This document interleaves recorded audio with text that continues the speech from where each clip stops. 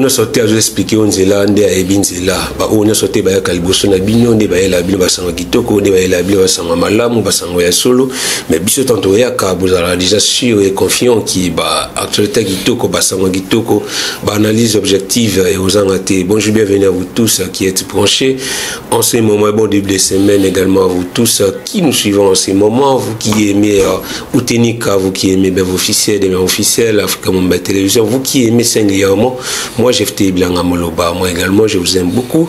Aujourd'hui je suis venu encore une fois devant vous pour recevoir pour vous l'un des grands invités, l'un des grands analystes. Il est vraiment Tamaya Kaliboso Nabino, Aela Rabino, Mutuya, Aela Rabino, Sagesse, Aela Rabino, Bouania, Netolo Banalinga, Aela Rabino, Banalise, pardon, pertinente, pour que toute la lumière, ainsi qu'à obscurité Zali, ainsi qu'à Moulé Zali, ainsi qu'à l'occulté Zali, je te dis qu'à la vérité, aux alibons lumière. Il s'agit bel et bien du maître Steve. Avec maître Steve, nous allons parler sur tous les différents sujets d'actualité où vous osez là vraiment Mitou et Salaka et réagir. Je crois bien que Salou Miyaki derrière la caméra nous permettra de faire l'entrée de notre invité à travers ces tout premiers spots publicitaires.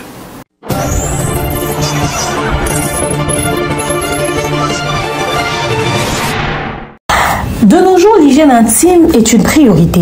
Voilà pourquoi Maliane vous propose des produits d'hygiène intime à base des plantes naturelles testés et approuvés dans les plus grands laboratoires dans le monde. Maliane vous propose des thés de fertilité pour hommes et pour femmes, des thés pour bain à vapeur after accouchement pour soulager les maux de dos, gel intime pour hommes et pour femmes, produits pour les règles douloureuses, fibrome, endométriose, polykystie, myome, resserrement du muscle du vagin, trompe bouchée et j'en passe.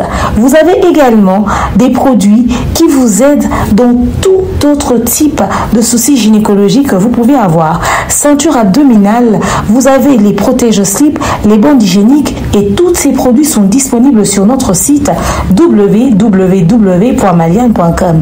Passez vos commandes à travers notre numéro affiché directement à partir de notre site et vous serez livré partout dans le monde. Maliane pour une hygiène intime parfaite.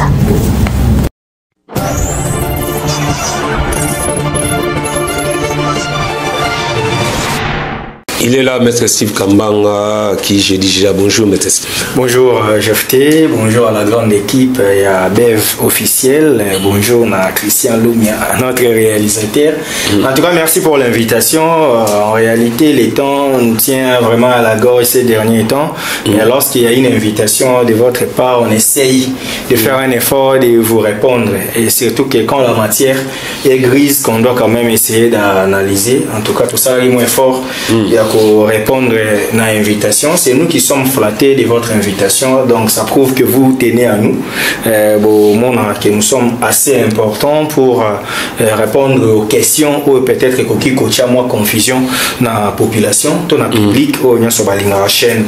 Donc nous sommes là, na Bev officiel, merci, Najika, tonton Bev. En tout cas, donc bon séjour encore une fois, tonton Bev. Également bon séjour à Chimumba les Fonds, donc espérons qu'il est en bon calme. Maître Steve Kambanga, le tozali lundi, premier jour de la semaine, déjà le temps tout bien pour que tout soit transport, tout qui est misala, tout qui répondre à rendez-vous, mais tout qui est dans côté déplacement, chauffeur, tout qui est dans toutes les communes, il y a Kinshasa, grévé, il n'y a pas de déplacement, les gens en moto, na distance il y a 100 mètres, il faut une moto 5000 francs, l'habité commentaire général sur la situation de ce matin. Normal, la grève est constitutionnelle. Partant de l'article 23 de la Constitution, la liberté d'expression, on prouve son expression de plusieurs manières. Et n'a pas le ligne paye à grève, c'est-à-dire ras-le-bol, les dérangements, les fatigue, les situation qui n'est pas favorable pas na bango parce que baza réglementé et en droit toujours droit des transports et en droit des transports explique la limite c'est pas pouvoir c'est-à-dire un commettant c'est qui un transporteur c'est qui au moni bablo on se connaît taximen baza transporteur bazali ko travailler na privé baza au sala que circulation est à la fluide, circulation est à la normale et local la paix dans monde. Pour que Mboka ait développé, il faut qu'il y ait des moyens de communication, de voies de communication. Or, biso malheureusement, lorsqu'on parle de communication, tout le monde en dit communication téléphonique, des communications. Or, lorsqu'on parle de voies de communication, c'est-à-dire ici, nous sommes aux infrastructures routières, et comment on peut faire des communications des villes à une autre, des pays aux autres. Et comme moi j'ai toujours dit, ceux qui vivent sous d'autres cieux, en Europe et puis dans certains pays d'Afrique, on comprend que déjà la circulation est comment facile. La voie de communication n'a pas cité. Au moins, on a pensé que nous avons na Bukavu, à Kinshasa, na Matongé. Alors, on a 6 heures, à tramway, à métro, à Komiawa, na 8 heures, à Bandipe Moussala, na 16 heures, 17 heures, Moussala Sili, à Liépé, na garage, à Zongi. Oyo biso na to komi penza na niveau na te biso to na niveau ya ba taxi et les gens doivent savoir que ba taxi ba moyen de communication routier il y a ancien modèle et ça la qui était que si ça dossier on a la communication avec ba taxi na biso c'est pas ça mo que développera na ba moyen de communication ferroviaire comprendre avec ba train ils aura ba kebele ma mon con avec le métro, il reçoit taxi, il reçoit 4 personnes, mais train, il reçoit 2000 personnes, 3000 personnes, et puis à longue distance. Alors, on est à pousser. Donc, il y a l'accès, il a droit, parce qu'il faut pas travailler dans la condition, il y a bien, alors que déjà, tout ça, en mesure, il y a qu'à disposer, moyen de communication mususu au batubako salela yango so joint moyen de transport aérien nous avons des sérieux problèmes des aéronefs un problème d'avion so qui moyen de transport fluviaux on comprend que nous avons aussi des sérieux problèmes il y a bateau il y a blo on so ezala kuna so qui na chemin de fer n'en parlons même pas parce que moi je considère qu'au Congo les chemins de fer les moyens de transport ferroviaire n'existaient pas jusqu'aujourd'hui tout ça na ba train il y a ba 17e siècle 18e siècle et on a baillé la locomotive c'est pas sérieux avec nous avons la CNCS c'est pas sérieux. Bon, moi je pense pour la zone donc moyen de transport moko auto ça il a régulièrement dans Congo et ça moyen de transport routier par là tout ça on a taxi et si quoi chauffeur bazo se plaindre que carburant na pompe eza likolo mais bango bazaka na structure de prix à kala ok tu avais taxi là 500 francs lelo malgré tout comment foutre la taxi ba 2000 francs mais l'état congolais a fixé taxi 450 francs dans 500. Bango monde ba matisa. Moi dans un magasin pour ma ville au taxi 2000. Au taxi 3000. Alors que pour l'état il est taxi à 450 francs. Et ça 500 francs. Vous comprenez? Donc ce que déjà bango ba mi matisa là, mais ko matisa yango bazo ko kalisuté par rapport au temps où il y a pompe. C'est ici que je profite pour féliciter Excellence Sakassa Bandubola qui aujourd'hui elle est ministre d'État, ministre des Affaires foncières. À l'époque, quand elle était à l'économie, elle avait compris que Moka est dans la posa et à Babilo Mususu. Elle a joué dans la souplicité. Il y a qu'au Kitissa, prix à carburant, à pompe. Et ça qui a 2500 $, 2400 $, qui sont à 1840 francs. Ça nous a aidé même pendant la Covid pour comprendre que le transport est mataraté. Et puis il y a des transport il faut qu'il y ait des barrières pour qu'il y ait des denrées alimentaires et ça na Kinshasa bilo ekota pour les lois za mtaroso masaki ya makala na 10 000 francs normalement ceux qui ba moyens za bien côté comme on a kimba 15 000 mais au monde il ba barrière à coûter l'état msou na 12 barrières na nzela a futi 1000 francs et ça 12 000 na 10 000 a sombela kisaki 22 000 transport tant msou ya saki année 8 000 puis à Kinshasa 30 000, il faut que 50 000. Les jours où tu reçois Penzake, Bilo Kwana Eza, que Mutasso Asali Makala Kuna, Abimi sur la condition bien. Au moins, on a place au Makala 50 000, au sommet, on a 35 000. On a au moins une circulation et vous allez bien. Parce que Bisso Ezate, les lots où Bandeko Babaosa grève, ministre à tutelle, on a deux autorités au Fobakende. Eza et pas Jean-Pierre Bemba-Gombo, ministre des Transports. VPM en charge des transports, Maroc n'est pas gouverneur de la ville parce que Bazan a Kinshasa. Parce que dans l'État où il y a le journalisme constitutionnel, les gouverneurs représentent les chefs de l'État dans cette entité territoriale décentralisée. Donc, Bakei, Bimisi, Memo, Nabango, Batani. Aujourd'hui, même hérité la mauvaise politique qui a Marc et qui marque aussi peut dire qu'il n'est pas hérité, moi pas chéribin aucun des mémoire. Ah oui, personnel d'ailleurs. Est-ce que j'ai fait ça fait plus de 2 ans que tu as permis de conduire tes comme Momba.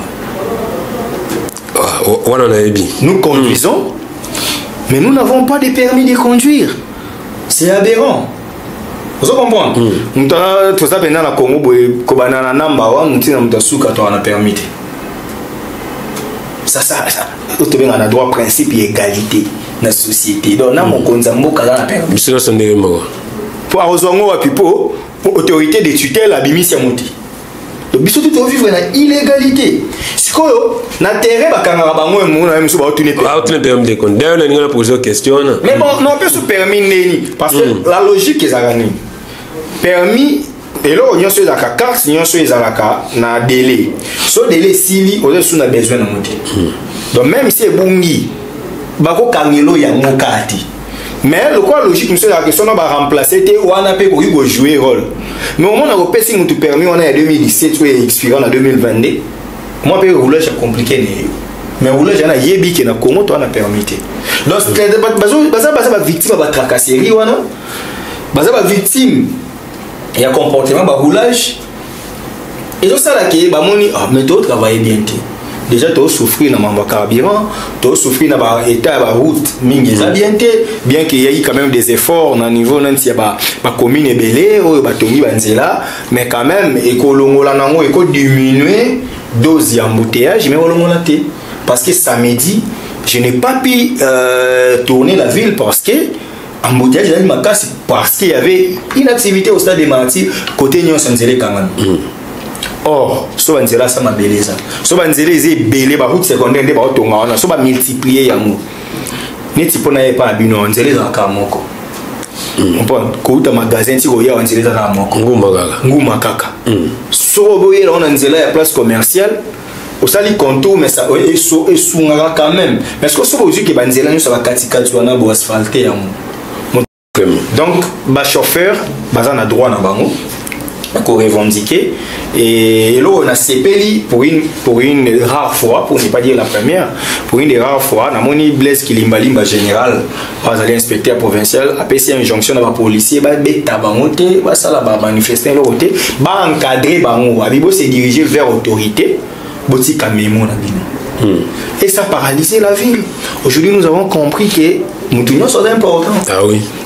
Pour yo négliger le chauffeur taximan, au cas où ça arrive le roi, yo le baba français belé, c'est tout on est dans des défauts na biso baba scientifique moi le roi yo zaboué au minimiser est-ce que jour il y a pour ça musalo comprendre que quoi ça.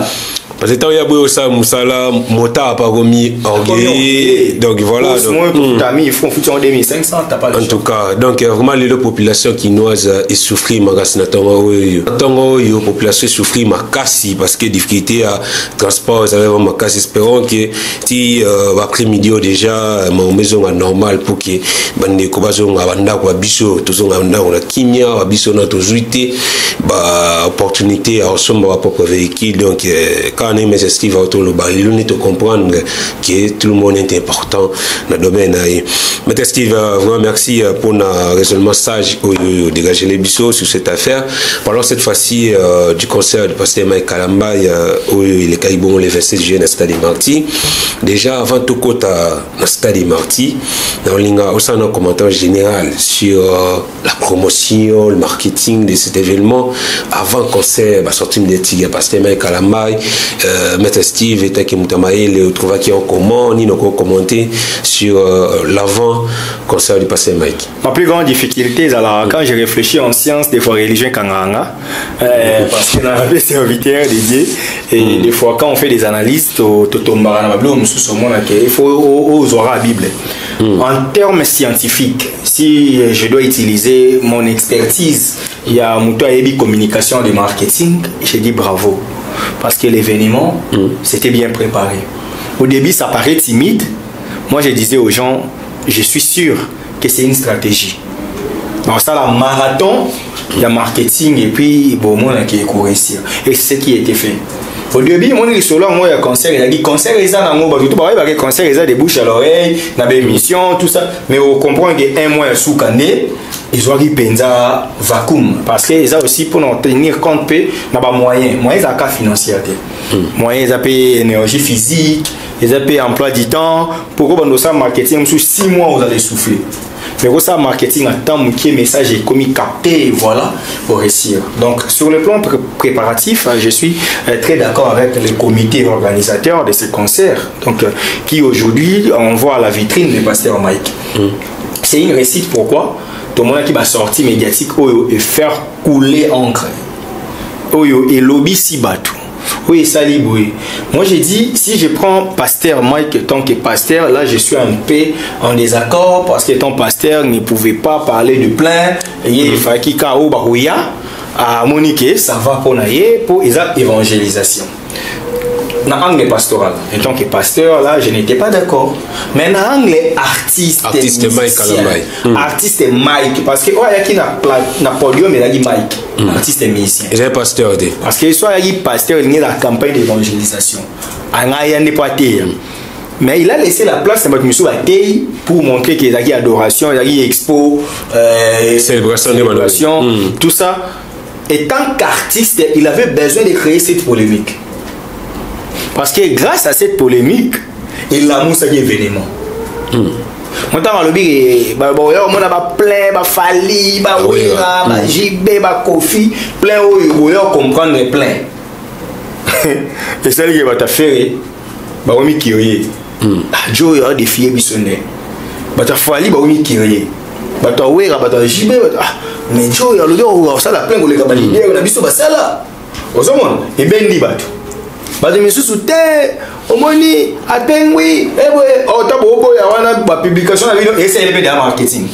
Les gens comprennent qu'il y a un événement. Donc il a réussi les cours du côté marketing.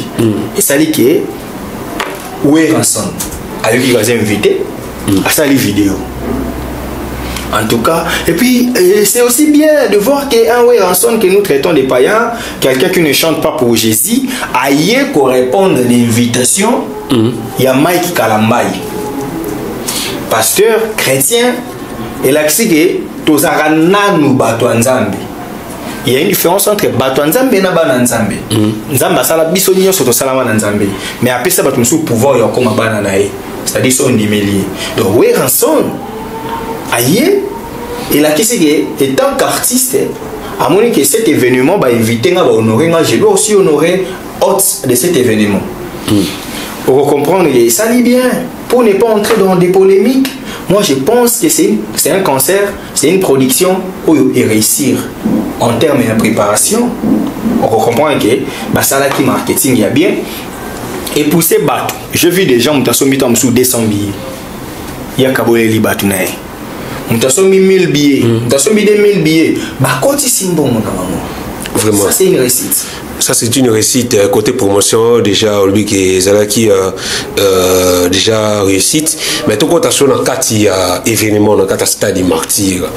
D'abord, podium, sans lumière publique.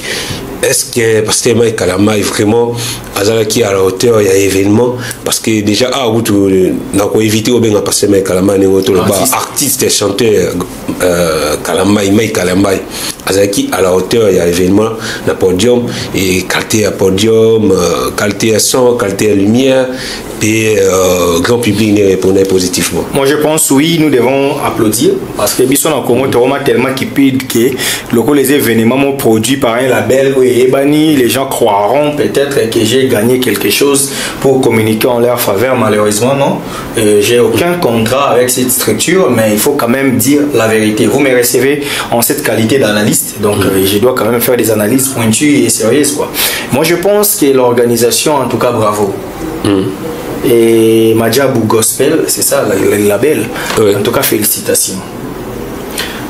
selon mon entendement, selon ma petite connaissance scénique, et en tout cas le meilleur concert à Stade des Martyrs organisé, c'est celui de Fally Ipupa. Mais je m'étais vu contraint d'accepter que, en tout cas, le concert à Mike, non, il y a eu une organisation extrême. Les podiums là, ça n'a jamais existé dans des concerts populaires il y a Congo, il y a Kinshasa. C'est une première. La qualité du son, oui, ça c'est les sons. Et l'artiste aussi a contribué pour la réussite de l'organisation parce qu'il était au point. L'artiste a qui pense en énergie, a qui en voix, a qui sur place, a qui en scène. Mais aujourd'hui déjà infrastructure au bachela qui est, quoi ça est en tout cas, il n'y a pas match. Tu comprends que les gens ont mis du sérieux dans cette organisation. Sans coco dans la polémique. En tout cas, c'est un concert pour moi. Le quoi tu c'est un maximum de. Moi, je suis scientifique, donc c'est un 10 sur 10. C'est un ni note maximale. Moi, je pense qu'à 8 sur 10. En tout cas, moi, je vois 8 sur 10. Donc, ceux-là qui défoncent, donc 16 sur 20. Donc, ils ont pensé le moment et qui est bien. Parce que qualité à son, lumière, et cette stabilité technique, les matériels, en tout cas, il y a peu d'erreurs. Mais le VIP est respecté, place VIP, tout le monde est déco, il standard, il coton sa place VIP apparemment, il va critiquer la VIP à faire rigolo pour rien, tout le monde même VIP il y a Mike Kambay, et c'est non les failles ne manquent jamais dans une organisation humaine. Moni bilo onyo so bato basali ba problème ezan raté, c'est tromper humain. S'il disait Cicéron, errare humanum est. Donc, les gens doivent savoir que ceux qui viennent IP respecter, là, ça ne revient pas seulement aux organisateurs, mais aussi à la sécurité. Parce que la sécurité est du côté là, c'est que ils ont un standard, ils ont VIP. Vous voyez un peu. Donc c'est un peu ça ma réponse. Donc on comprend si il y a des gens pour la mon équipe à image, salut-moi des ordres dans la VIP. Or ceux qui ont quel concerne dans la VIP pour être dans à l'aise, dans la sécurité. Et ceux qui ont des ordres à bon, c'est un élément qu'il faut baser en compte prochainement pour que ceux qui ont activité à bon qui est la rigueur. Il y a bateau foutre bon et belé. C'est différent mais est-ce que les événements il y a un stade des martyrs place VIP c'est important cause là ouais c'est important parce que tout le monde n'est pas appelé à des vacances personnellement na bulo union ça va te belé la kendate en tout cas il va te belé la kendate donc je dois me sentir que nous allons en sécurité parce que dans la place nous sommes sous sécurité garde du corps et kokati. La raison pour laquelle Kabola va place dans les activités et où tu as la commote donc VIP on est appuyé là qui s'amoutoulé ah ouais yo so fouti cher aux agents en sécurité baninga musem savani na gradin mutaoya atemi liboso na e ah na pe na mfutu ye na ngai mais yo place aux pemeni na scène pour mon appel mamsu na loge au moins mamdingi zo marché et ça c'est important. Tout le monde le stade des martyrs a passé Mike Kambay côté son nous le bis est impeccable lumière qualité à podium là jamais on a un concert populaire mais quand nous on a une promotion là il y a promotion il y a événement là il y a marketing il y a événement passé Mike Kambay artiste Mike Kambay pardon a joué qui bien nous le bi qui tant à le baki côté plein bon on a wera on a invité à Fally on a invité à JB mais apparemment il y a le kaki na lors il y a promotion il y a événement et Memele Ngambu pendant son événement tout le monde il y a eu des morts il y a eu des blessés est-ce que objectif to peut but il y a passé Mike Kambay il y a artiste chanteur Mike Kambay na concert wana et ça là qui pour na kuya koyoka musique gospel pour comme Sanzambe tout les qui pour na plein parce que le bien le pasteur Luka qui débordement et celle qui va ndeko kufa ndeko bukana ndeko perdre va finir dans la stade martyrs. Cette question a des réponses. Sur le plan scénique, moi je dis bravo parce que Bato Bayaki, tout le monde témoigne qu'il y a eu l'adoration, il y a eu la célébration de Dieu. Pasteur Ayembi, j'ai vu le communiqué, il y a Madjabou qui accepte que 30 000 personnes bon mutema. Moi aussi je me pose la même question, mais cette question moi revient aux organisateurs parce que on n'est pas commis. C'est pas moi. Et puis c'est un moyen de communication. Il faut comprendre que bon mutema, on est pas statistique en haut et ça la manière. Tout le monde est babi baté. Et puis babi na stade, maté ezalaki. Baté et j'ai appris que bakaboli ba Bible. Et pas batou. Au moins ça rêvait quand même un caractère chrétien. Donc les balles va passer mais ils ont ça sur le stade, ils ont ça sur le stade. Oyembi. Les gens étaient emballés. En tout cas, côté scène, c'est bon. Mais sur question, il plus besoin de réponse, il y a côté mort. Or, côté mort, quand il disait plein, Cicéron a justifié la passion de la gloire. Na proie qui a poète. Moi, j'ai fait le latin, que les gens me supportent. Na proie qui a poète, Cicéron a expliqué que Bissonion s'autorana pour sa gloire. Je crois au 30e paragraphe, dans le haut tempora, au mores, tout ça, a expliqué que Moutounion soit l'ingalo lokum. Et un principe de droit aussi, en latin dit omnes volutuitam beatam vivere. Tous veulent vivre une vie heureuse. Donc Moutounion soit pour ça le coup, on a pour ça à réussir à l'extrême. Et tant qu'artiste, Mike voulait aussi aller dans la top 5. Pourquoi pas top 3? Il y a des bâtons qui se stade où on a un débordement excessif. Là, je vois Mike, artiste et musicien. Je ne vois pas pasteur Mike Kalamai. Je vois maestro Mike, musicien Mike. C'est tout à fait normal. Jibera Bakrite. Ali Moussa Pelouse, Nisola plein Silla, tout ça. Oui. Oui, Bakola Bisso va ça 200 000 personnes. Mais on a qui place à 80 000 débordements qu'on va jamais doubler. Mais tu as chiffre ou Mike a salé 180 000, au fait à salé 150 000, Moïse a salé 140 000. Raisonnement, so l'inga faire au loku faire à l'icolo. So l'inga faire à l'icolo. Là c'est la quinoiserie, tu mets ça non. Mais le problème est que ce qui va lier commis paie aux âmes perdu, bateau en tout cas c'est pas facile de digérer que bateau bakendaki beaucoup misanzambe, bateau bakendaki ambiance, bateau bakendaki concert, et ce sont des choses qui arrivent mais qu'on ne souhaite pas. Moi je suis pas d'accord en ce sens. J'ai constaté qu'il y a eu des morts et ça c'est les regrets. C'est ce qui a gâché peut-être la lumière de ces concerts. Parce que je parie fort que sans cela les concerts héroïnes en plein en sous. Mais aujourd'hui, lorsqu'on parle de concerts, on touche le point négatif où les gens les gens qui battent pas Koufi. Le bas négociation va Koufi lors il y a événement la faute revient à Madjabou ou la faute revient au gestionnaire du stade. Tu seras peut-être choqué et les internautes seront peut-être choqués. Jeté. La faute revient à l'État congolais. Nous sommes dans un État unitaire, décentralisé. Le président de la République a transféré son pouvoir dans plusieurs tutelles, dont nous avons tout un ministère qui doit sécuriser la population, celui de l'intérieur. Ce ministère-là a des policiers. La police nationale congolaise a pour quelle mission? Protéger la population et ses biens. Dès lors qu'un officier, un privé comme Bissonnet Tozawa, j'organise une activité, c'est à ma charge. Mais lorsque je dis que je suis incompétent d'assurer la sécurité, je vais à l'État. Pour que l'État soit vraiment en charge de la sécurité, je me dédouane de cette organisation. Lorsque les officiels entrent, on est comme un organisateur. On faut assurer. Est-ce que Madjabou a la police? Or, l'État est dans la police, non?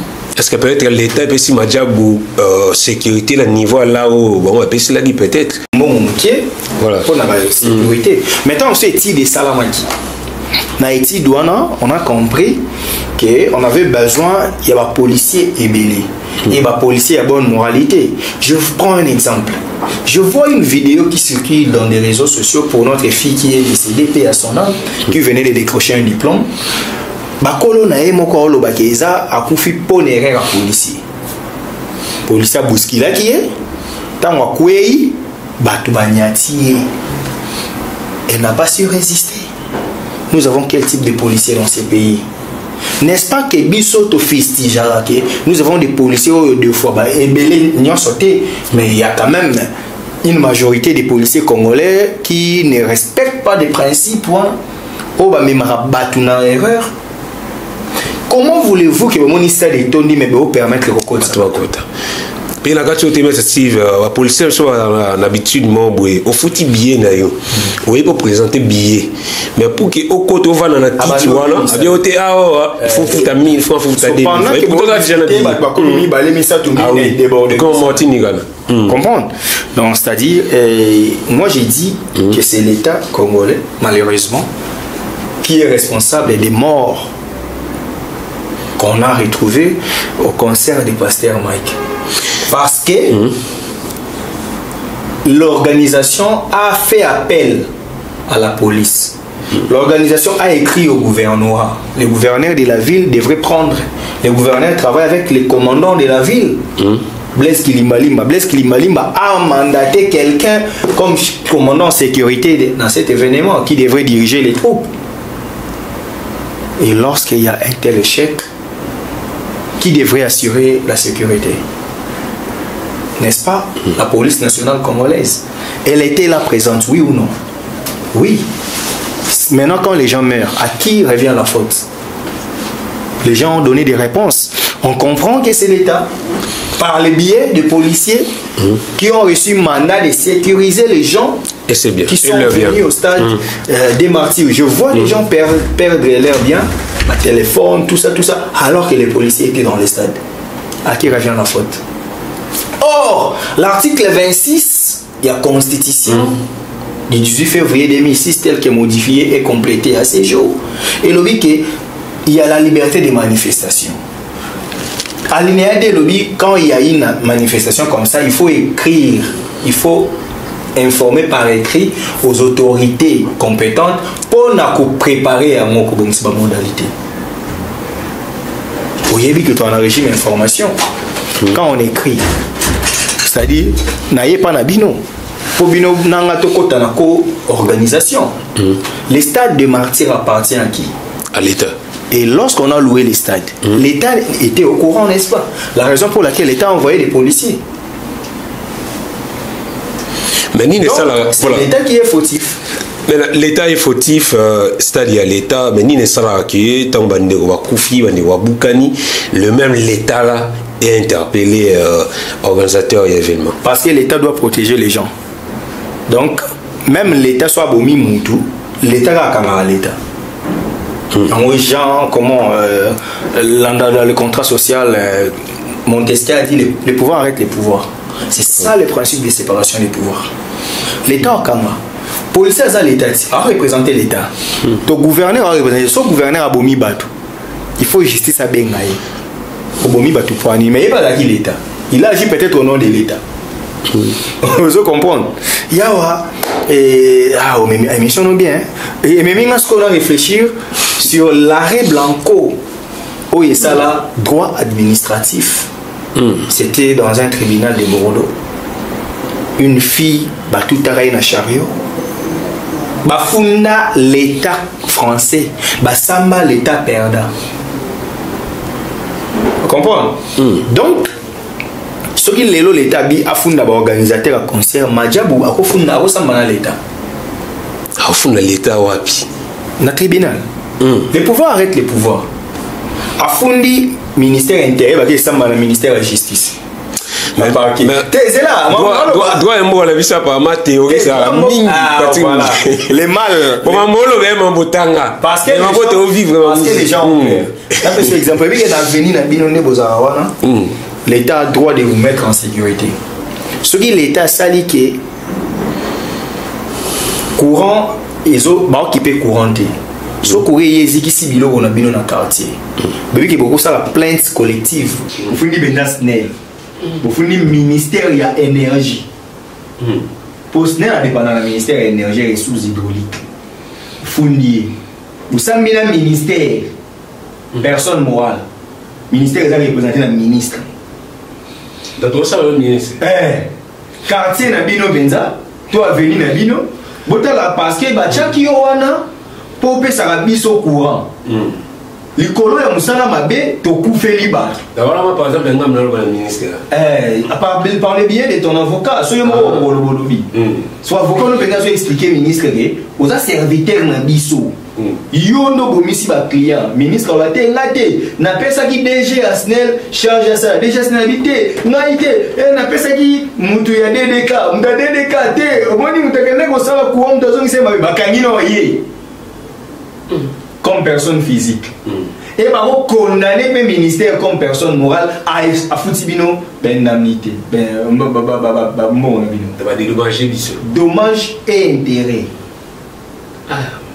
Par là, moi-même, en assistance à conseil, on a eu les organisateurs peuvent traduire en justice. Bien que ce n'est pas encore le moment, il faut pas ça en recours. Donc, bateau va profit, ils sont en charge à l'État. Oui. Surtout que ceux-là sont des éléments qui n'ont pas ça qui viennent au monde pour la police, va sécuriser le bateau. La personne qui est la santé pour pas dire na sécuriste banane va retenir compte nani. Sur la santé garantie, il y a déjà dans niveau tous ça ils assurent que organisation va pour indemniser famille la victime. Ah oui, déjà l'être mancha va pour magi faut pas kunda. Pas kunda d'accord wana, il faut pas foutre la dommage et intérêt. C'est vrai que mon est remplaçant à Bolimoté, peu important ça mais les droits prévus ça quand même pour atténuer quand même cette douleur. Vous comprenez? En tout cas. Encore une fois, donc, nos sincères condoléances à toutes les familles éprouvées. Vous qui avez perdu les vôtres, donc nous sommes de cœur avec vous tous et ça va passer. On va confier les abats jouer, les abats qui côté, les abats qui profiter, les abats qui boucanité, les abats qui va perdre ma vie, ça fait mal vraiment de perdre ma négo. Mais Steve, quand il va mouiller comme on va finir ça va y gagner ça. Et l'événement moi quand il passé mais Kalamba et le tout l'événement justement camp. Et l'autre monde va conduire va comme lettre, je crois lettre Christian Lomé a illustré sur nous que va suspendre provisoirement, momentanément, tous les événements non sportifs, à stade des martyrs, à stade de Raphaël. L'autre dit, prochains événements où ils avaient prévu dans le stade des martyrs, les 10 et les 11 avaient fallu pour parler stade de Raphaël, les 3 et les 4 festivals là, et les 31 août avec Galil Gravel. Donc, tous ces événements-là sont suspendus momentanément. D'abord, l'impression de les amis sur la décision et le temps que je reste déjà, j'ai dit normal, c'est bravo, c'est ça l'État en fait. L'État a le pouvoir de contraindre plutôt. Bon, l'État pose la décision, non sur le CPLK, mais c'est l'État. La loi est Dieu. Ouais. C'est la loi. Donc, à Monique, à Zan me dit, on va battre la population, autant mieux éviter la mort. Abomi. Comprends la réponse là. Bravo. C'est normal. Parce que dans la mission régalienne, il faut sécuriser la population. Parce que lorsqu'on parle d'un État, les éléments constitutifs d'un État sont les territoires, la population, les gouvernements et la reconnaissance internationale. Les territoires, c'est-à-dire étendus à Congo. La population est battue. Les gouvernements ont géré le territoire. Et le gouvernement a reconnu sur le plan international. C'est ce qu'on appelle l'État. C'est une notion de droit constitutionnel. Vous comprenez? Parce que l'État, branche gouvernant, État gouvernement. À mon cas, en mesure de sécuriser la population. Pour ça, la population est aux arrêtés. Vous comprenez? Ce qui est les moments où ils ont l'élément 4, l'État est l'État. On dit Palestine, ils ont l'État, ils ont la nation. Comprends? Parce qu'il y a un problème de la reconnaissance internationale. Les lots palestiniens ont un problème, il y a territoire. On peut comprendre. Et ça, pour vendre des territoires israélites, donc, c'est pour nous enseigner que droit est un principe. Maintenant, je reviens encore, comme un juriste encore, en train de réfléchir. Oui, l'État a ce droit. Mais l'État aussi doit respecter aussi toutes les autres populations, notamment les investisseurs qui ont misé leurs moyens pour promouvoir la culture congolaise, parce que la culture fait partie de la politique. Nous avons la ministre Yolande Lébé en charge de la culture, qui représente la culture de tout un pays, de tout un État. Et cette culture-là doit être au sommet. Comment voulez-vous que vous avez besoin des investisseurs? Le chef de l'État a parcouru le monde pendant les 5 ans. Mais quelqu'un de bonne foi dit que je vais produire l'artiste Fali 2 jours de suite au stade des Martyrs. Tu sais combien il a misé? Parmi les Adiana Kinshasa, banderole, carnaval, vous allez me dire que Moutana perdre parce que l'État s'est dit incapable de sécuriser la population. L'État fait un aveu de faiblesse. Si j'étais le conseiller en communication du ministre de l'Intérieur, vice-premier ministre en charge de l'Intérieur, Jacquemin Chabani, je n'aurais pas accepté qu'il parle ainsi. C'était une réunion de crise. Oui, mais cellule juridique, comprenez que l'État avait la faiblesse que l'État est incapable. Pour avoir la Kinshasa, ils ont concert, ils ont un événement culturel. L'État s'est dit encore incapable. Il y a pour protéger ma population, cher GFT. Dans l'État, maintenant, la situation de vivre à Bissou na Bissou.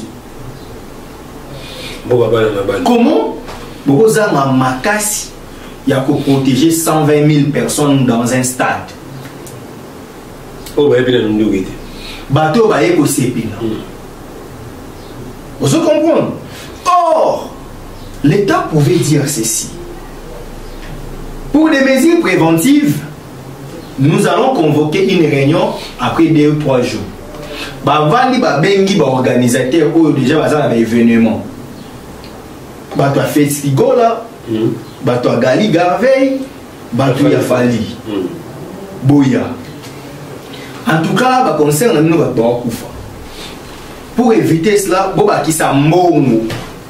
Non, il faut l'État to renforcer sécurité. Ceux qui ont 2000 policiers dans le stade des Martyrs, tout ça 5000. Tout ça 10 000. C'est-à-dire à 1 mètre qui est un policier. Ces policiers-là, vous avez des temps un petit peu. Avec une motivation aussi portée, comme ça, les policiers, ils ont des routeurs à 22h, ils vont bouger. Chacun à son poste. Aussi, il y a un stade, il y a un stade est tourné de manière respecter le principe que ceux qui montent à ça la étouffement, nous allons obéir à mon bambouizan. C'est pour rester parce que moi, dans l'État, pourquoi moi j'ai réfléchi comme ça alors qu'il va me souvoir aller là millions. Parce que tout le monde a même dans grands événements, dans match de football, parce que il y a aussi une population. Ce qu'on peut se arrêter, ce policier au l'air dans la vie, il y a vraiment oh, c'est les problèmes. Il y a casting, les gens ne sont pas bien formés dans leurs fonctions. On a commencé à faire les policiers, oh, policiers ne faut pas travailler. Pour eux, il y a qui te pour yemma. Pour y a qui peut sécuriser bateau bazo yemma. Vous comprenez? Donc moi je pense qu'un grand frère que j'aime, que je connais, le VPM, Jacquemin Chabani, doit arriver à cette décision. Il doit convoquer de nouveau le ministère où ils sont impliqués, justice, affaires sociales, santé et puis culture. Le gouverneur. Il faut le moi je demande aux gens, Batafali, je commence par eux, Bako za recours. Balakisa bango ba dépense ba engagé. Balakisa bango que Bazaki les gens en mesure. Le quoi l'État on sécurisé, l'État ne peut pas faire cet aveu de faiblesse. L'État doit renforcer des mesures sécuritaires pour les gens qui viendront faire l'ambiance. L'ambiance n'est pas interdite. L'ambiance n'est pas interdite dans la constitution de l'Abisso. Nous sommes libres. Il y a aucun possible là. Dis-moi, on a eu qu'à lui faire les mawa. Événement au vendredi, les deux. Les deux. Au lundi, activité exacte. Au baril, il va suspendre. Fali, c'est dans 2 semaines. Vous comprenez combien ça va déranger? Gali, c'est dans 1 mois. Non, mais ça dérange. Ça dérange. Moi, je pense que l'État congolais doit se prendre en charge et être en mesure de sécuriser les gens qui viendront au lieu les événements non sportifs. Sur la vie des événements non sportifs, moi j'étais ici en 2014 parce que moi je suis né et grandi à Kinshasa. Moi, je suis un vrai Kino. En 2014, vite à Mazembe, dans le stade Tata Raphaël. C'était un événement sportif, non? Mais le Boukala va Batouba Koufa. Ngazara dans le stade. Ngazara dans le stade. C'est quoi avec lui? T. Ah, bien sûr, nga benza na nga ndo timbo la watavite pour la si ça est dans Lubumbashi c'est quoi on a stade bah il faut bazongisa ba police on a stade je vois moi ancien joueur de Bosca mon cousin pour la bosse de Congo pour mutabungisa biso magambo ozo comprendre comment vous pouvez accepter que na stade Tata Raphaël ba kufa na événement sportif na keno seconde réflexion. Moïse Mie, pasteur Moïse Mie, avait un stade le 19 mai. Très tôt le matin, il y a une tentative, il y a coup d'État. Pourquoi on n'a pas convoqué une réunion d'urgence?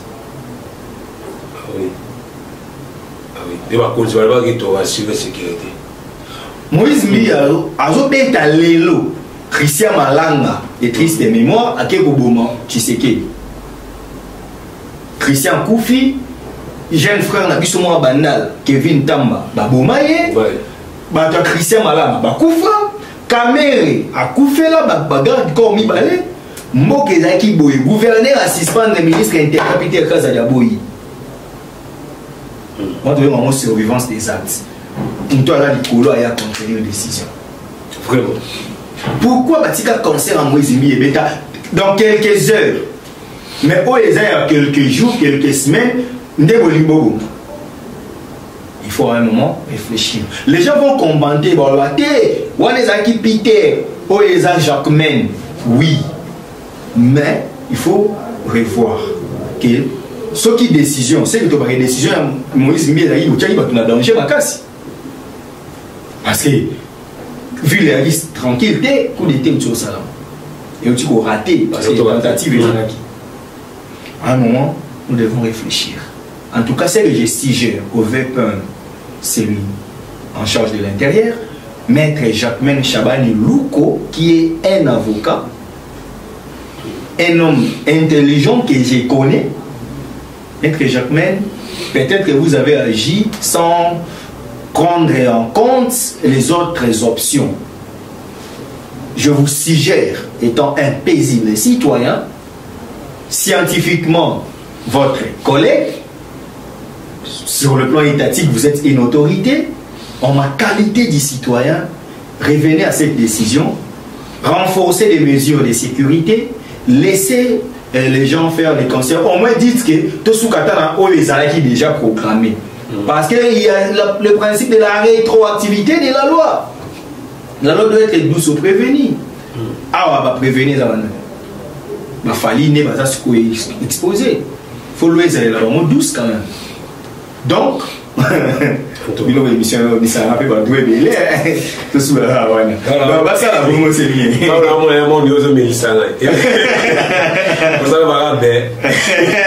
cas, nous avons été au ça plaisir d'avoir l'objectivité. Yo des fois c'est baloba qui nous avons collé le baba solo le baba munya solo le ngaso pour c'était na makanisi yo qui tombe na on peut au solo donc quand on est aux mambo ya solo zo venir misa à travers mes estimes kamanga esa ki to marasi ne talinga la ba ko ka groupe salou mais tout peut manquer à travers ces deux spots publicitaires et après nous allons revenir pour chuter avec l'autre sujet que nous avons.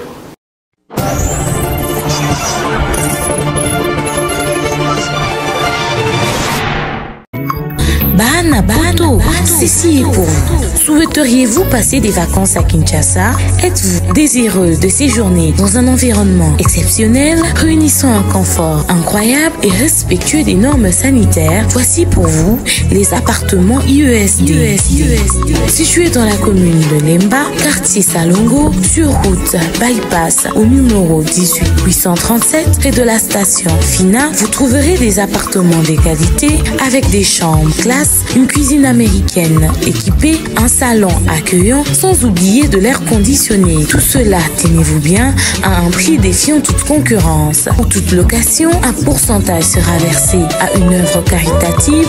Vous pourrez ainsi aider une personne dans le besoin. Contactez-nous au 0032 48 58 37 003. Important à savoir, durant tout votre séjour, vous n'aurez pas des problèmes d'eau, d'électricité et vous aurez accès à des chaînes câblées ainsi qu'à un Wi-Fi en permanence. Les appartements de l'ONG IESD, la qualité de l'Europe en RDC.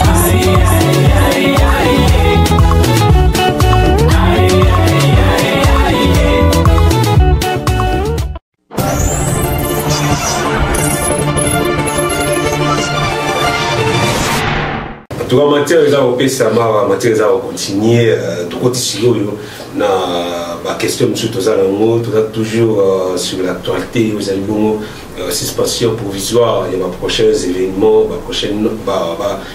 événements non sportifs vous avez prévu dans différents stades il y a ville de Kinshasa notamment stade des Martyrs stade de Raphaël bon to Bifali Poupa Ferrigola Galigavé basé la victime il y a décision pour le maître Steve bah concernant vu décision et aussi suspendre les événements non sportifs autant tu peux commenter les lots artistes m'ont fallu pas faire les goûts là Galiga vers la victime ni pas quoi ça là après cette décision ni bagoja comme décision ni bagoja comme stratégie après cette décision ni bago réagir. La première des choses il faut pas ça en mode urgence c'est-à-dire délégation il faut pas qu'il y ait beaucoup d'anana ministre intérieur. Il y a un gouverneur d'abord, parce que l'autorité compétente, au moment où il y a un gouverneur à la ville, et le gouverneur a appuyé sous les ordres pour l'intérieur, il y a quand même l'écolo. Et puis, il y a l'intérieur. Pour l'intérieur, il y a un gouverneur. Il faut qu'il y ait un recours, il y a une voie, il y a un mot,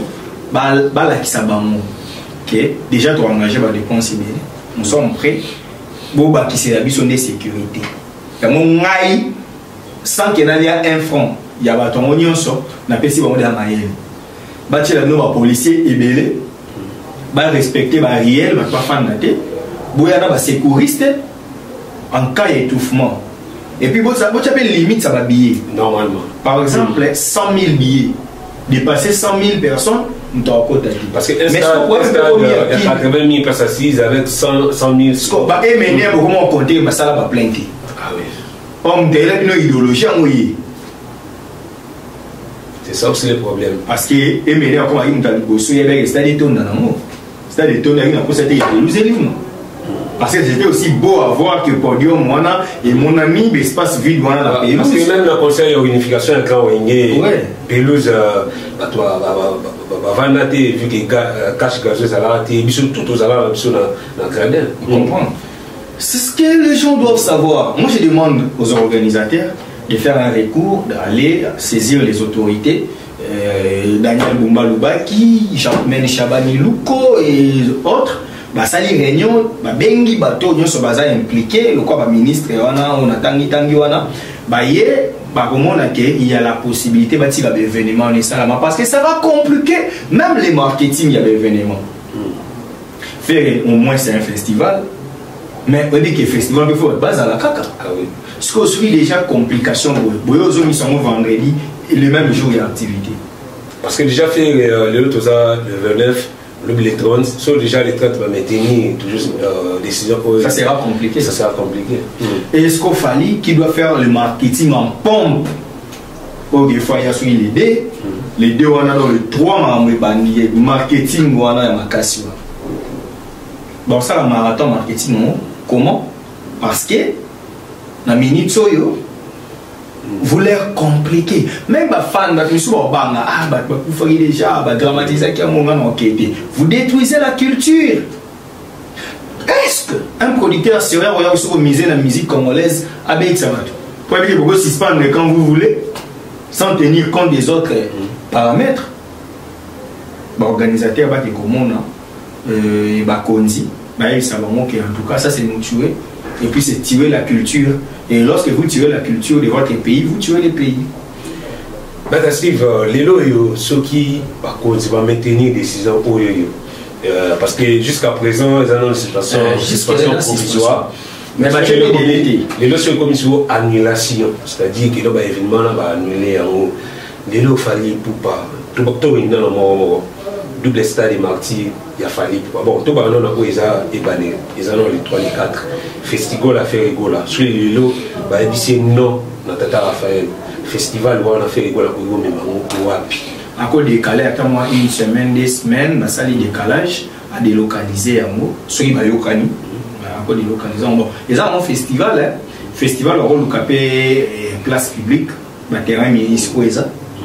Le terrain municipal à Bandal, à Tchamou, à cause du terrain municipal à Massina, à cause du terrain Saint-Thérèse, à cause du terrain Gédalemba, les alliés, ceux qui ont fait ça y est, à cause délocalisé à moi, mais avantage déjà il y a possibilité d'être à niveau pour stade à 40 000 20 000 à 40 000 places débordement on fait à 50 000 55 000 bon donc déjà toi sauter on a GB on a blom sous et double stade fallait pas double stade ba ko réunir on a jour encore yo tout bailler ba ça on a nolo les gars qui est ça la première expérience dans stade. Lui c'est le pauvre d'ailleurs parce que lui il me donne tellement mal parce que déjà Betaki j'ai d'Atoni Sali et pour lui et puis il est sage avec une routine à GD na 20 mai après non Kendesco peut encore envisager puis on va Moni donc bien soit en son mara GB toi le capé stade Moussou Omnisport et là au moins il y a bien bon mon petit stade Cardinal Malou voyons ah oui d'accord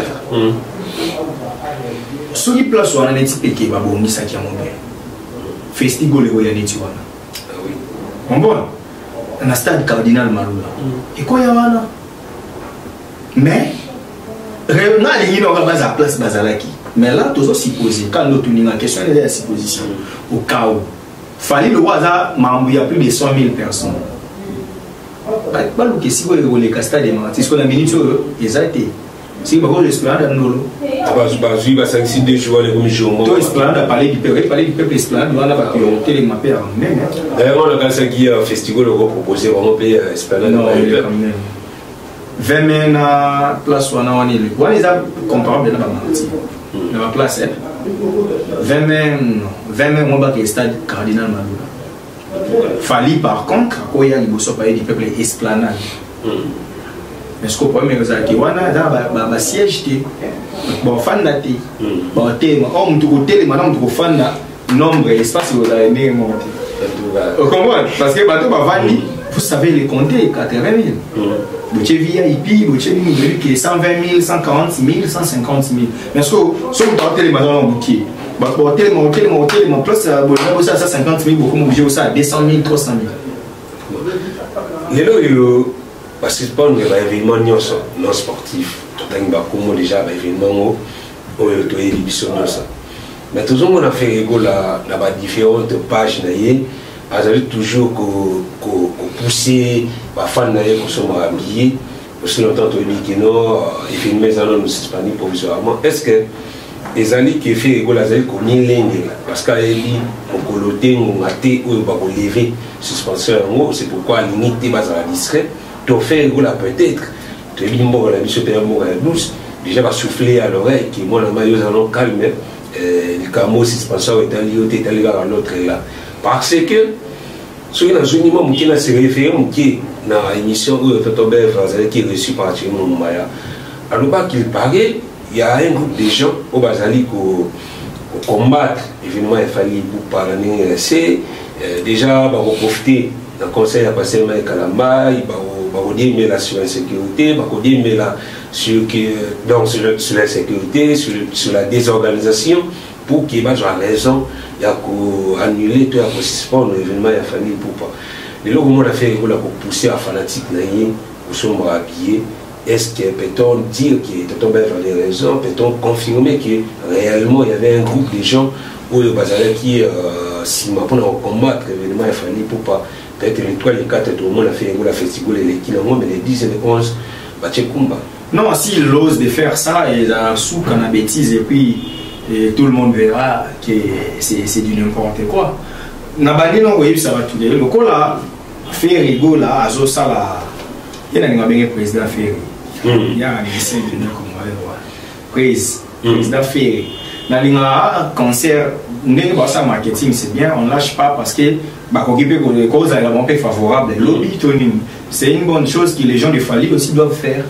C'est une chose aussi que les gens de Gali Garaveil doivent faire. Je ne pense pas que il faut baser massivement.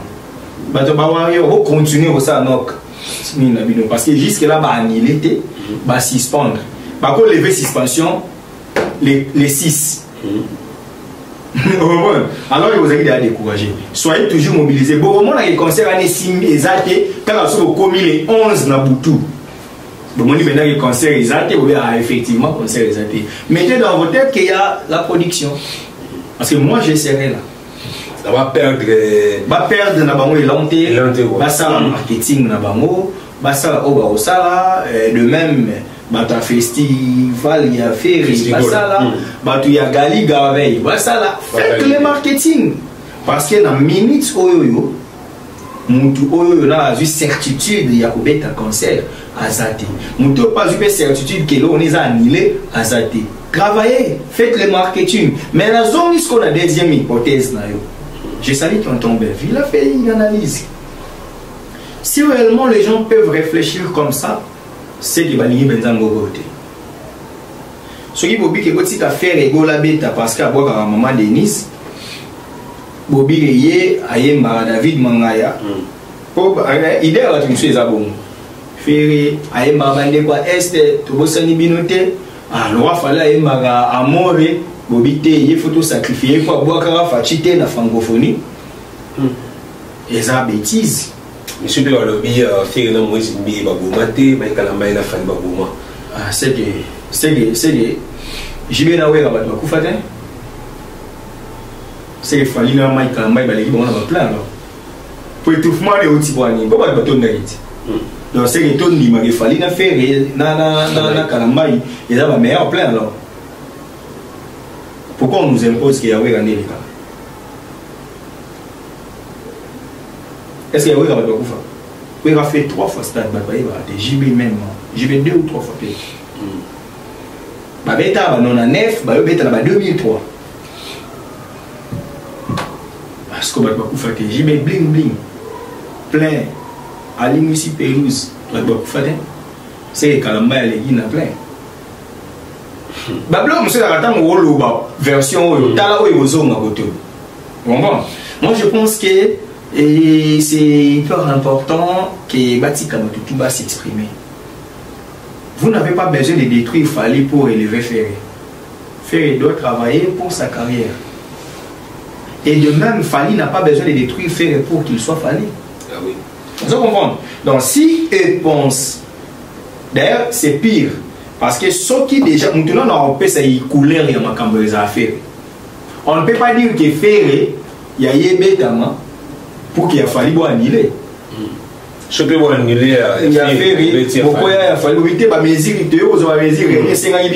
une semaine. Non. Moi je pense que en droit il y a une source de un mot équité.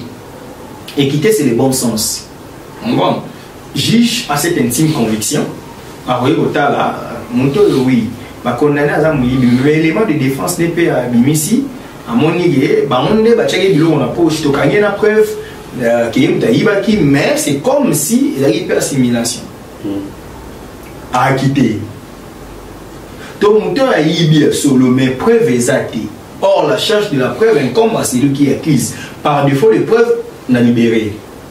On comprend les bons sens.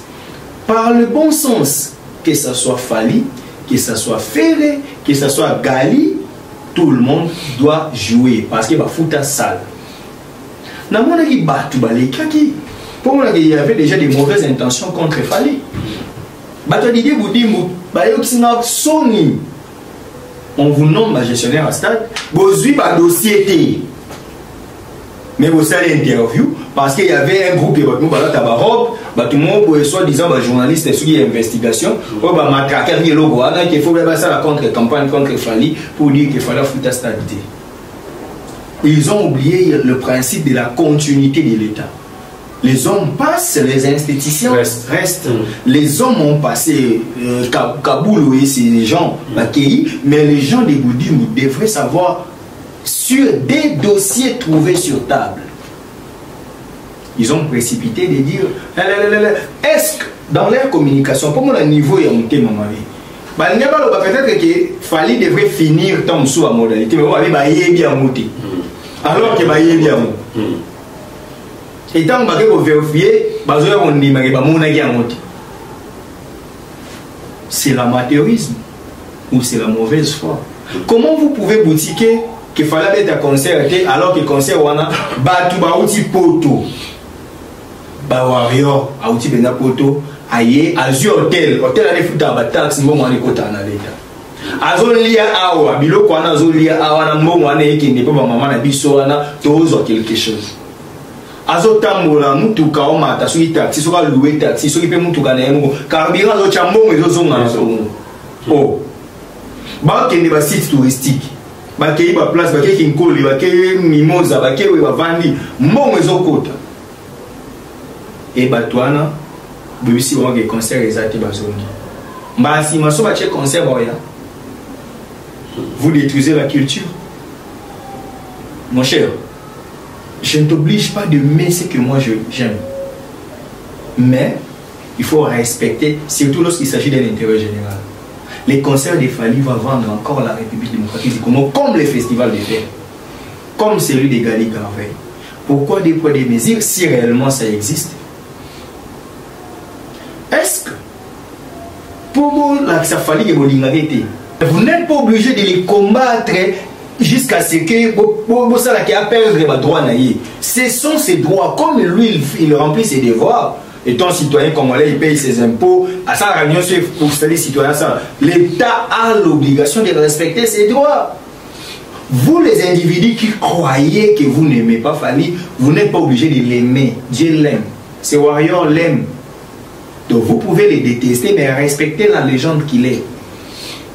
Et on dit qu'il fallait la légende. Mais Kofi a bien la légende dans moins de 35 ans. Vous comprenez? Non, mais ça, non, mais ma belle, non, mon voyage. Kofi m'a suivi les guides en 2001, il avait 45 ans. Pour habiter qui Bercy, Moutaliboso.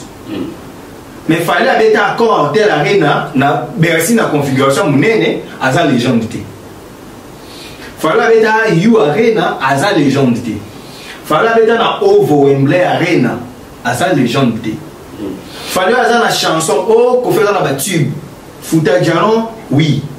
Mais service, la chanson la plus visualisée, la plus connue, Room, où était quand même numérique. Fallait habiter dans les local. Fallait habiter mais il était parce que sa tête vous déplaît. Parce que le nom de Fally fait mal. Fally ne peut pas être une légende dans plus de 45 ans, mais peut-être qu'à la fois à 48 ans, nous reconnaissons qu'il est légende. Abeti Masiki n'a qu'à moins de 50 ans, 40 quelques. Dis-le également. Si vous pose à la légende, il faut un album ébélé. Alors que Kofi Olomide a la fan de Michael Jackson. Michael a ça 4 albums. Parce que Kofi Olomide a l'équipe Michael Jackson dans le monde. Nous devons accepter Kofi Kofi Olomide légende, mais Tobo Elvis Presley. Tony m'a Kofi Olomide légende, Tobo ya Youssou N'Dour. Pourquoi faire les Youssou N'Dour dans l'album? Beaucoup de ça un débat à quantité au lieu de faire un débat de qualité. Le nombre d'albums de commissions tous les gens. Toba exploit. Légende c'est qui? C'est celui qui sort de l'ordinaire. Moutou Asali ba biloko ezalaki extra. Biloko ezalaki ezope sa bas devoir. Si Kofi on appelle légende pour Abetara Bercy, donc Fali Aza légende des légendes pour Asali les triplés. Kofi Beta 17 000 places, Fali déjà parti à Accor Arena déjà la légende. Est-ce que tu peux réfléchir bon? Kofi Loba qui on dit ma on sur petit stade de Martyr. Fali avec la stade. Bon. So qui légende dans moi yabino boluka yawapi. On comprend. Fali Asali 18 ans, il y a succès. 26 juin 2006, c'est le toit de J. Depuis 3 chemins Bima. 18 ans non-stop. Et 18 ans on a, Talasco on a 4 18 ans on a, P-Square. Akwea, Flavor, Akwea, Davido, Akwea, Wizkid, Akwea, Zobato nyonso bayaki wana, Two-Face Idibia. Asina Bumba. Wana kutu ba anglais. Moi, peut-être que des mondes à Kita, mais Fali wana zalaka na sommet. Bana C4 bayaga. Bana C4. Oyo bam SP Masanzo Youssoufa Bomayi. Voilà. Bah il y a une version liboso ba kana ba SP. Et quoi ba yo bandela na ba NASA, ba Hiro ba Sila Fali Azali. Ah mon cher. Fali tant on régner KMS ils ont régné. Fatim Ezalaki. Ba groupe ni ba no sa succès. Ma Marshall Dixon. On y se va quoi? Ba Lexus légal. Ba Lexus légal. Master ni so docteur ya Mikolo awa. Alèche. Alèche. Un père sali des ans et quoi? So fallait dans 18 ans wana ya sommet. Mais parce que oza na kana na ye pour suivre ba bureau na ye ba la katelego lingala to wero ba boyaki okutana na Fali to benga Fali jo ma répondre yote au komi penda so mutaibisio que Fali za les gens yo siliki. Non, mérissez-vous. Et il y a des éléments, il y a des arguments. En quoi Fali n'est pas une légende? Oh papa ouais masala na Peter Gabriel na maison de production. So Fali na 1-8, il y a R. Kelly. R. Kelly la légende était devant Peter Gabriel. Mais qu'est-ce que vous nous racontez? King of R&B. Et là, il y a pas Fali. Comment? Oh, tournée. Papa, il m'a dit que papa, il m'a dit dans Madison Square. Fallait mettre dans Apollo. Comment il s'est mis dans Apollo? Non. Comme papa, il m'a été une légende, Fali également été une légende. Ça vous dérange en quoi, cher monsieur? Donc, Bino Bokika Mutema Passi pour Boligny. Ce que vous avez dit, il fallait comme on a libandi, il m'a frappé, après, il fallait ça dans ma camboué. Non. Il va faire d'ailleurs. Un monde vivant, papa le tombe, il va avoir cadeau dans la bombe. Donc, on dit, ma peine, on a biso Fali pour pas tant, on a ça ma camp. Pour maman, tout le monde a son monde. En tout cas, Maître Steve, grand merci vraiment pour ma candidature. Vous avez comme la question que vous avez posée. Espérons qu'il va conduire Moka. Vous avez vraiment ma proposition, ma suggestion. Il y a Maître Steve ici sur la décision méchante aujourd'hui sur la culture de la mission. Tout le monde pour cette culture qui est encore une casse. Mais genre la décision pour vraiment freiner mission et vous ont encore une fois ciment. Donc espérons que dans les prochaines heures, nous avons vraiment une bonne nouvelle sur différents événements. Il y a partie de l'émission notamment Fali Poupa. Les 3 et les 4 d'abord, Festigo avait fait rigoler le stade de Raphaël. Les 10 et les 11 au stade des Martyrs avec Fali Poupa. Les 31 août au stade de Raphaël avec Gali Garvey. Et j'en profite d'ailleurs pour faire un petit coucou, pour rappeler à tous les minimums que les mêmes 31 août, Fabra sera au Casino de Paris. Donc espérons qu'il y ait événement olympique le cas bien parce que nous avons un souci à la culture, moi on aime ce qui est musique. Mais Steve, malé mais vraiment tout chité, tout dans cette émission. Mais dans une occasion, nous avons oublié, nous n'avons jamais pour rater quand on a eu l'impression à yo, le sentiment à yo, c'est les nouveaux génériques qui a fallu pour pas le combat il y a 207, vous avez une bonne collaboration, il a fallu pour pas n'arriver là quoi. On va remercier 207 il y a ma belle après le loco, il fallait pour parler là il y a une deuxième remix, ma belle ici 207 en collaboration avec René Loco, monsieur Lobby. Fallait pour pas abominer moi bateau nous ma belle ici à mon kitoko fallait à remixer à mon ligne na abominer moi maximum maxi pili pili commentaire général maître Steve. Non c'est maintenant bateau avant tout bala na Rossignol il y a Singila et puis vas-y remix à Rossignol il y a Singila na Youssoufa. Qu'est-ce qu'on appelle remix? Na remix ba tout chacun. Pour bateau on ça monter à ma béto. Aujourd'hui nous devons savoir que Fally c'est les plus grands artistes que le Congo a connus. Et aujourd'hui, si, malheureusement, comme faisait Jean de La Fontaine, qui avait célébré les grands auteurs français du XVIIe siècle, où il a dit la racine de la bruyère, Boileau de La Fontaine, Molière, moi je pense que Fally restera éternelle légende de la musique congolaise, pourquoi pas africaine. Fally nous a montré que la rumba seule ne suffit pas. Il y a des gens qui préfèrent la musique. Et quand on a commencé à Fally, tout le monde a parlé de la martiniquaise, mais c'est pas la Fally dans le à partir de la discographie, on a découvert Fally. C'est ce qu'on appelle la diversité culturelle. Bino Bozera il m'a m'aider, mais l'obi nango a elbino slow. L'obi kuna elbino reggae. Lobi kuna elebino rumba, lobi kuna elebino zouk, tango kuna elebino. Omoni likolo kozanga boyeba. Musicien moko ya Congo pe ya munene. Ayemba zouk mo benga mo rumba. On a rumba capteur. Kasi fereti. Ah musicien munene. O kamera tempo lobi te benda zouk, mais ça c'est de la rumba, trap, mais on ta zouk. Ce qu'on va faire ne va se payer, va innover. Allez sur nouveau style. Oh biso tokol oye biso ce que ça la jeunesse na biso on a étudiant na ba facilité to yo mela na ba les brancher wana biso ce que to ba à l'époque ba princesse lover donc ba zouk ils ont régné le début tempo les ndé to biso to no ce que même ba formation à l'accès ndé ba bina zouk bon ndé pas liboso lo moli o ndé pas à gauche oyo kabenda o zouk mais moi ça va Christian Muchipai c'est un mot depuis des valets là où mon fort ozomon siko biso muto aza capable de s'adapter dans le style wana to benga il faut chanter non mais 207 c'est du lourd. Aujourd'hui on a compris que la chanson avait une version folklorique seulement, mais Fally a amené cette chanson à une dimension internationale, la musique folklorique urbanisée. Et puis, à l'accident, il y a une sur la CBN dans le souk. Mais alors, le bi, animateur, il a fallu pour pas. C'est important pour intervenir dans la collaboration. Pourquoi choisir l'animateur? Ok. Je suis littéraire. Nous avons comme un livre, nous avons comme une idée. Nous avons produit une idée dans les bini. Nous lecteur au sombi, nous avons critiqué l'idée. Or, inspiration, on a place c'est bandé qui est évité. Éviter pourquoi? Dans chaque chapitre, il y a peli dans notre.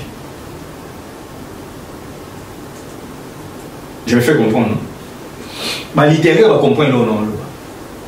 Nazui auteur ni. Pour moi, dans les auteur français moi trop. Nazui par exemple, Nazora Camaralé photo de Msidate. Nazui Camaralé, Nazui Camaralé. Alobi, Nazui Jean de La Fontaine, puis à moi bien. Nazui Jean de La Fontaine. Pour nous avoir mis ça tout mal. Nazui Jean de La Fontaine. À lobby, les loups et l'agneau. La raison du plus fort est toujours la meilleure. Nous l'allons montrer tout à l'heure. Un agneau c'est désaltérant dans les zones du non pur. Un loup surveille un agent qui cherchait aventure et qui l'a fait enceler à tirer. Qui t'aura si hardi de troubler bon breuvage, dit cet animal plein de rage. Tu seras châtié de ta témérité. Et s'il répond l'agneau que votre majorité ne se met pas en colère, mais plutôt qu'elle considère que je ne fais pas ça, donc je n'ai plus troublé sa boisson. Tu l'as troublé et repris cette bête crielle. Il y a un comme un texte là, mais ce que jusqu'au moment ça critique, il y a une idée d'ailleurs, ah, il n'y a pas de gars ventilé, hein. L'eau en année, en a qui m'a dit tes poids. Vous comprenez? Jusqu'au moment où il y a qui m'a dit, l'histoire vraie à moi. Camarade, lui, j'avais 15 ans quand j'ai parti pour Conakry. J'allais suivre l'enseignement technique au collège Georges Poiret. Pourquoi il n'avait pas entendu 17 ans pour aller? Donc, nga fali, na senze mwana na chesebe. Nga na communautaire ezanga. Yo lecteur bani oluye ba pour aller na chesebe. Fali auteur a commis Maître Steve yo tant qui mélomane, yo tant qui moutola ndulé. Est-ce que vous allez satisfait la participation à l'animateur Fali? Ouais. Na moni Dubaï Bel Air mon ami. À Pompé. Boloka Pompé malgré Paolo a quitté. Malgré Paolo a quitté pour dans son yo na moni na ba Lyon na ba Bordeaux ndo anda obi na monti. Yes. J'aurais aimé payer son bois kawa pendant la plaidé. Côté a quitté. Non mais la chanson en entière, la chanson entière plutôt, ils ont du lourd. Baraté n'est côté. Baratino qui moka, baratino modernité. Moi je suis communicologue avant d'être juriste. Donc je comprends, avec cette taille à communication, moi j'ai commencé par faire le journalisme. Après na yosa à droit. Nazike na air communication, balata izebo la oui. Balati bino ke oyo mboka na biso. Balati bino ke mboka na biso soto memi bino na modernité. Outi bokungu ikela. Atolati jean bien, atolati costume au repos en origine na yote. C'est ça le message audiovisuel et la chorégraphie. On a respecté. Babi, batu bayembi, balakisi bino bokoko. Pe balakisi bino ke bokoko wana et poussa na batu misu pe bayoka ya moto adapta mon pesi ka batu misu ba koyoka. Et que voulez-vous de plus? Parce que c'est Fali. Ndé on faut boya au ça analyse. Non. Et comme moi aussi là. Bo fini Fali, bo sali nyonso azalaka na sommet bolemba fala roi John Cena. Moi John Cena na 6 na W. Oko ya penza bo dérange ba komana e o nyokola ga e o baby sera ba komana e. A lukaka main event mo boyo na e. L'homme de l'événement soir. Pas assis sur maman. Oh, Wael Ramol Yonaye, oh, Wastelmania, à la mission maman. C'est ça en fait, Fali. Il y a les élus de Dieu. Ok? Et tant à ma case à la Wana. J'ai suivi Brigade Dieu, mais allez. Bon, non, non, comme tu vas passer Néni. Celui, nous t'en payons la naïe. Et surtout, il y a ta génération. On devrait être fiers de lui. Mais il y a tout balou ça, yango. Pour Nani, les a Fali. Et puis, au moins, la maman Moboti à moi a préféré balayer à moi aller dans l'Ikelemba pour Nanzala. Ma bossani de moi n'a pas eu à bomber les voisins. A commis ça et moi aller dans ma casse. Non, ça doit s'arrêter. Fali est la légende, d'ailleurs, la mieux. En tout cas. Oh. Quelle est la légende congolaise qui a un disque là? Quelle est la légende congolaise qui a une histoire devant 40 000 personnes en Europe? Avec une production éthique saine. Pour le stream, on a eu à rien de bêta partout, tout va bien. Tout le monde en a fallu fort, bien. Donc c'est ça en fait la réalité. Donc je chute pour dire, concert, il a fallu à la raison d'être. Pour renforcer la sécurité. Festival à faire également, concert à Dali Darveil et Beta. Ce qui pour le baquet, à partir il y a temps août, tout ça, il y a déjà bazalaki par rapport à la rétroactivité. Mon bénéfice, il y a douceur, il y a l'eau. Et puis, mon tout soit IAT, tant mieux. Vraiment. En tout cas, je vous remercie, Maître Steve, pour la disponibilité. Vous avez mieux placé. Il y a qu'à répondre à la question se poser. J'espère que ça le plaisir à tout. On va revenir sur le commentaire. On a vu sur Maître Steve de commis pratiquement sur le dernier message. Dédicace au Pézali, je crois. Tout ce que le mois quelques secondes.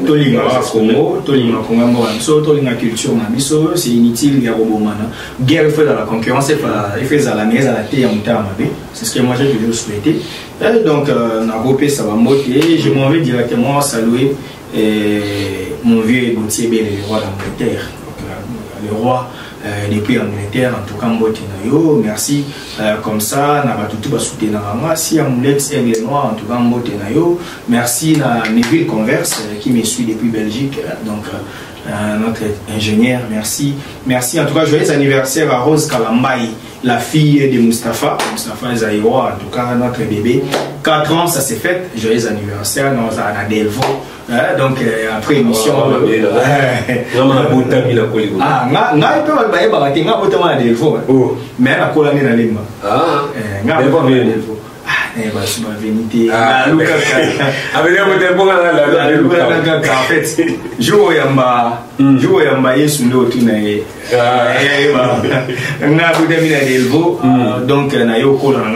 j'ai quitté Delvaux à une année quelque chose des ans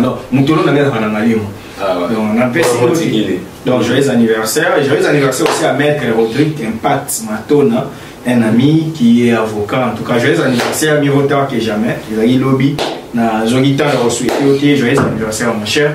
Et en tout cas, merci à la grande équipe. En tout cas, j'ai dit un grand merci à Tété Memei Beleza, donc depuis Luanda. En tout cas, merci à Emilia Masonama, Patutu, au soutenir Abisso. En tout cas, nous vous disons un grand merci. Merci à JFK pour l'invitation. Merci en tout cas à Lumia, Patutu, au Bozakiawa, au Bosaki qui est monsieur dans la bonne condition. Je vous dis un grand merci. Encore une fois, un grand merci à Maître Steve, un grand merci à trop. J'espère que Nazila Bomba, depuis longtemps, on a passé par ces jours actuellement en Europe. Je suis vraiment heureuse de l'émission, sans oublier Tina Mouchi a implémenté from Soudaf, Conseil Saoudien from London. Mon vieux gars, j'espère que monsieur c'est un grand plaisir d'aimer mon petit là. Merci encore une fois à Tonton Bev, le bachelor d'Afrique, pour les coachings, ça me plaît bien, et monsieur, c'est le plaisir à trop. Merci à notre manager le plus discret du monde, Akaï Mobutu, à Nicolas Béné, 3 fois King. Merci à la coach, Témé Nyang, le bon séjour également à Tchimou Mbaya les Pharaons. Donc je crois, d'ici là, tous les Binona King, surtout qui est Moussama Moussama Guito, pour le niveau Miki, le Burkina, pour Riété. Papa Fraise, Didier Chéris, je pense aussi. Ah, Chéris, et pour la émission, encore une fois, merci à Christian Lomia qui était derrière la caméra, en même temps à la réalisation, et vous m'avez été à ma colonie, les gauche, droite, les gauche, retrouvons-nous prochainement.